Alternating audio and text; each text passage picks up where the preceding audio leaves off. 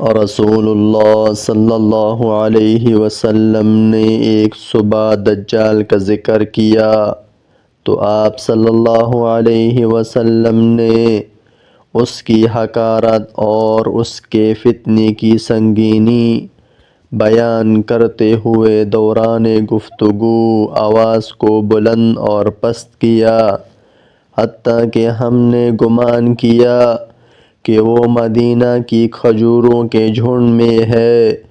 پھر ہم رسول اللہ صلی اللہ علیہ وسلم کے پاس سے واپس آ گئے۔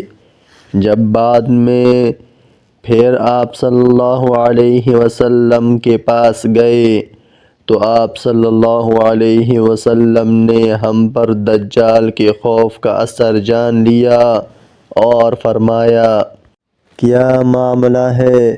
ہم نے عرض کیا، اللہ کے رسول، آپ نے صبح دجال کا ذکر کرتے ہوئے اس کی حقارت اور سنگینی بیان کرتے ہوئے اپنی آواز کو بلند اور پست کیا، یہاں تک کہ ہمیں گمان ہونے لگا کہ وہ کھجوروں کے درمیان ہے۔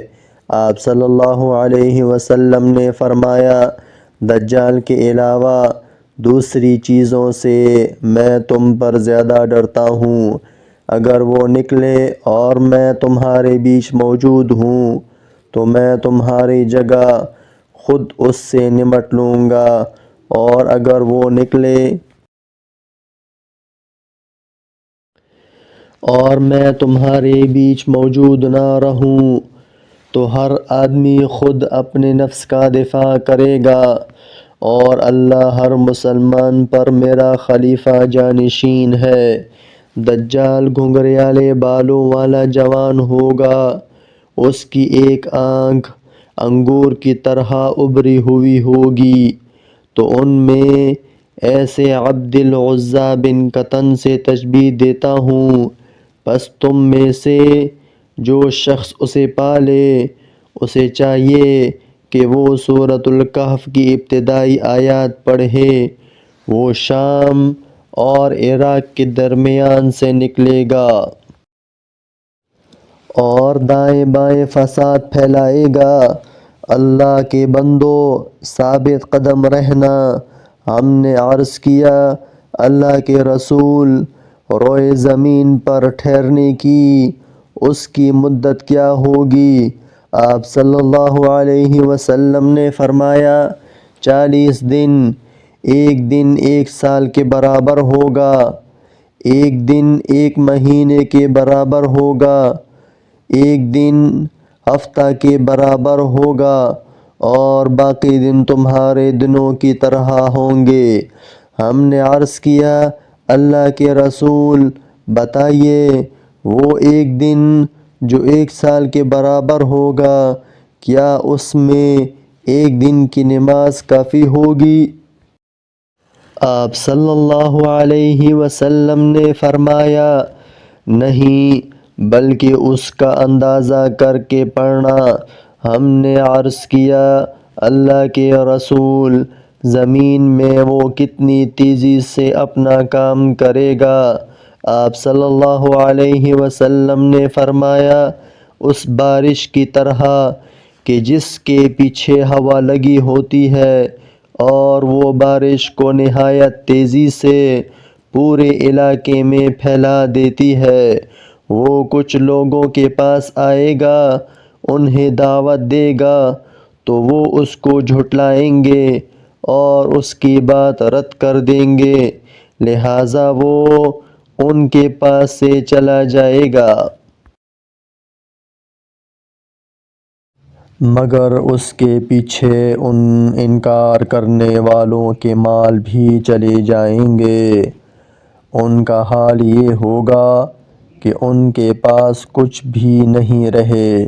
پھر وہ کچھ دوسرے لوگوں کے پاس جائے گا، انہیں دعوت دے گا اور اس کی دعوت قبول کریں گے اور اس کی تصدیق کریں گے، تب وہ آسمان کو بارش برسانے کا حکم دے گا، آسمان بارش برسائے گا۔ وہ زمین کو غلہ اگانے کا حکم دے گا، زمین غلہ اگائے گی۔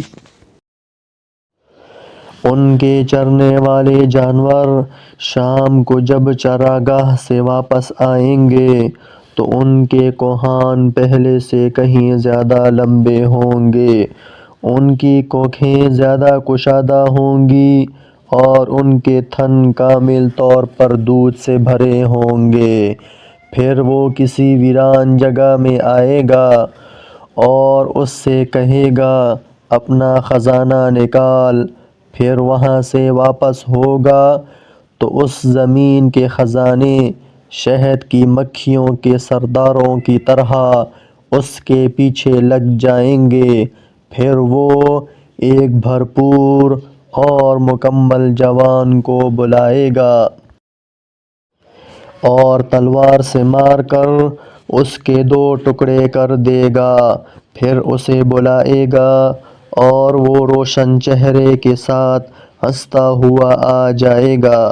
پس دجال اسی حالت میں ہوگا کہ اسی دوران عیسیٰ بن مریم علیہ السلام دمشق کی مشرق جانب سفید مینار پر زرد کپڑوں میں ملبوس 2 فرشتوں کے بازو پر ہاتھ رکھے ہوئے اتریں گے۔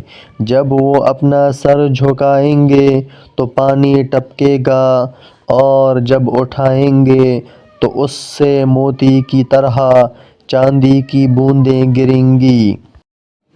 ان کی سانس کی بھاپ جس کافر کو بھی پہنچے گی وہ مر جائے گا، اور ان کی سانس کی بھاپ ان کی حد نگاہ تک محسوس کی جائے گی۔ وہ دجال کو ڈھونڈیں گے یہاں تک کہ اسے باب لد کے پاس پا لیں گے اور اسے قتل کر دیں گے۔ اسی حالت میں اللہ تعالیٰ جتنا چاہے گا عیسیٰ علیہ السلام ٹھہریں گے۔ پھر اللہ تعالیٰ ان کے پاس وحی بھیجے گا کہ میرے بندوں کو طور کی طرف لے جاؤ، اس لیے کہ میں نے کچھ ایسے بندے اتارے ہیں جن سے لڑنے کی کسی میں تاب نہیں ہے۔ اللہ تعالیٰ یاجوج ماجوج کو بھیجے گا اور وہ ویسے ہی ہوں گے جیسا اللہ تعالیٰ نے کہا ہے۔ مِن کُلِّ حَدَبٍ يَنسِلُونَ، ہر بلندی سے پھیل پڑیں گے۔ ان کا پہلا گروہ شام کی بحیرہ طبریہ نامی جھیل سے گزرے گا اور اس کا تمام پانی پی جائے گا۔ پھر اس سے ان کا دوسرا گروہ گزرے گا تو کہے گا اس میں کبھی پانی تھا ہی نہیں۔ پھر وہ لوگ چلتے رہیں گے یہاں تک کہ جبل بیت المقدس تک پہنچیں گے تو کہیں گے ہم نے زمین والوں کو قتل کر دیا، اب آؤ آسمان والوں کو قتل کریں۔ چنانچہ وہ لوگ آسمان کی طرف اپنے تیر چلائیں گے، چنانچہ اللہ تعالیٰ ان کو خون سے سرخ کر کے ان کے پاس واپس کر دے گا۔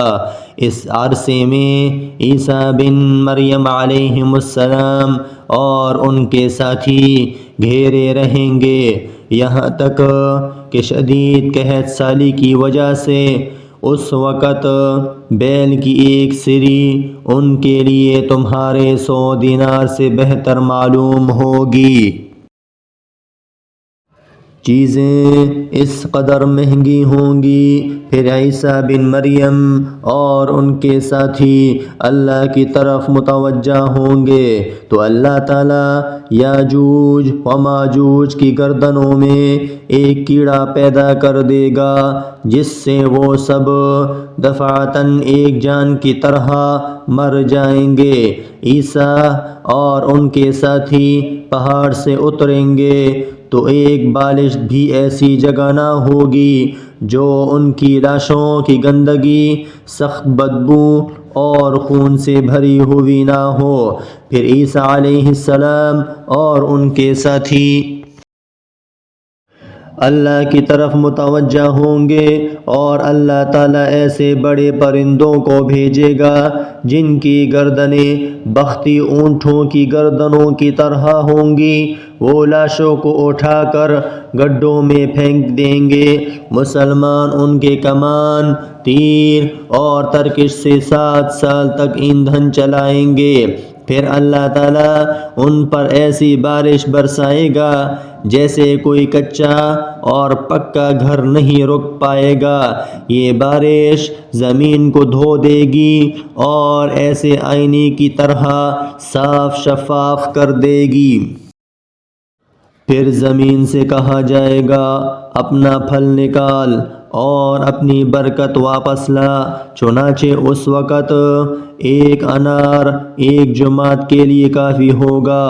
اس کے چھلکے سے یہ جماعت سایہ حاصل کرے گی، اور دودھ میں ایسی برکت ہوگی کہ لوگوں کی ایک بڑی جماعت کے لیے ایک دودھ دینے والی اونٹنی کافی ہوگی، اور دودھ دینے والی ایک گائے لوگوں کے ایک قبیلے کو کافی ہوگی، اور دودھ دینے والی ایک بکری لوگوں میں سے ایک گھرانے کو کافی ہوگی۔ لوگ اسی حال میں کئی سالوں تک رہیں گے کہ اللہ تعالیٰ ایک ہوا بھیجے گا جو سارے مومنوں کی روح قبض کر لے گی، اور باقی لوگ گدھوں کی طرح کھلے عام زنا کریں گے۔ پھر انہی لوگوں پر قیامت قائم ہوگی۔